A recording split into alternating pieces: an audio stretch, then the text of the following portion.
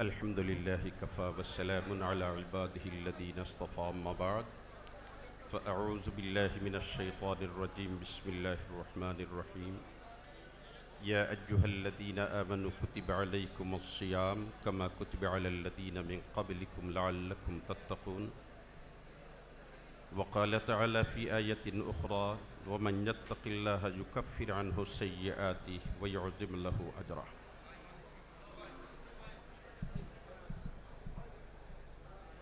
বাংলাদেশ জামাতে ইসলামী সিলেট মহানগর শাখা কর্তৃক আয়োজিত আজকের এই ইফতার পরবর্তী মাহফিলের সম্মানিত সভাপতি, মঞ্চে আসীন জাতির বিবেক, বিভিন্ন রাজনৈতিক দলের নেতৃবৃন্দ, ওলামায়ে কেরাম, উপস্থিত সুধী সমাজ, সিয়াম সাধনার মাস রমজান মাস, যে মাস আমাদেরকে আত্মশুদ্ধির শিক্ষা দেয়।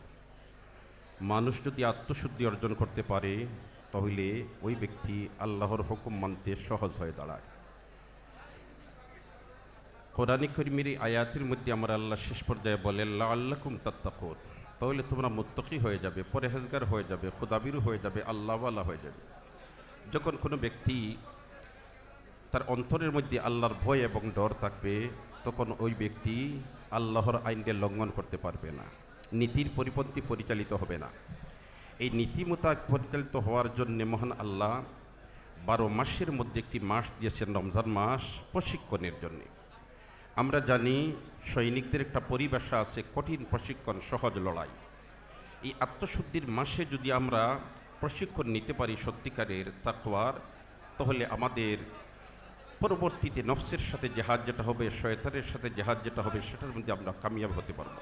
অতএব আসুন আমরা আত্মশুদ্ধির মাসে আত্মশুদ্ধি অর্জন করার চেষ্টা করি। আল্লাহ রব্বুল আলামিন আমাদেরকে তৌফিক ইনায়াত ফরমাক, আমিন। ওয়া আখিরু দাওয়ানা আনিল হামদুলিল্লাহি রাব্বিল আলামিন। আসসালামু আলাইকুম।